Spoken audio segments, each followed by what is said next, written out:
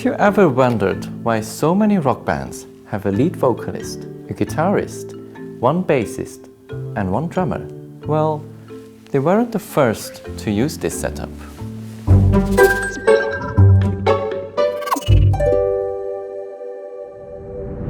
Can you imagine a rock band in the 1600s, like Metallica, but in wigs and robes? Actually, this image is not so far from the truth.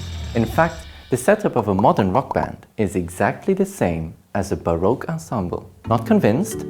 Let's have a look at what each band member does. In the late 17th century, Italian composers began experimenting with a new form of ensemble known as the concerto.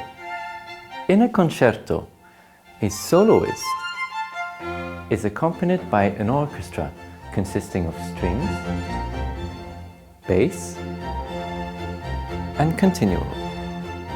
In a band, a lead guitarist or singer is backed by the rhythm section, consisting of a rhythm guitar, a bass guitar, and the drums. The soloist forms the main melody. He or she will alternate between playing with the orchestra and playing solos. The soloist is similar to the lead vocalist or lead guitarist in a band, who sings or plays the main melody of a song.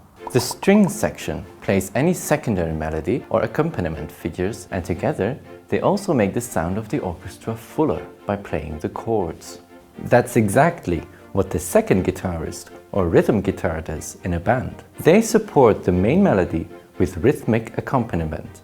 Then comes the bass. Just like in rock music, the bass line can be considered the second most important part in Baroque music. This part is frequently played by a cello or a viola da gamba. Basso continuo or through bass is the hallmark of the Baroque period. The continuo part is played by a harpsichord, organ, lute, or any combination of these. And while the soloist might be the center of attention, the continuo player is the backbone of the orchestra, just like the drummer is in a band. Both the drummer and the continuo player are often seated in the middle, where they can easily make eye contact with everybody. In a rock band, the drummer provides the rhythm and tempo. Everybody connects with the drummer in order to keep time. But without a drummer, the band might fall apart. The continuo player does exactly the same thing. They make sure everybody plays together and support the entire orchestra. A continuo player will play both the bass line and the chords.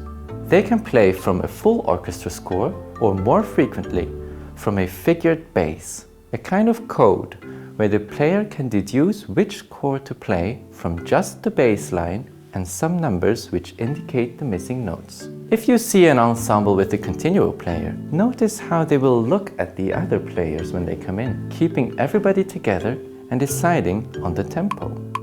So next time you're rocking out to some heavy metal, remember, it's just Vivaldi reimagined.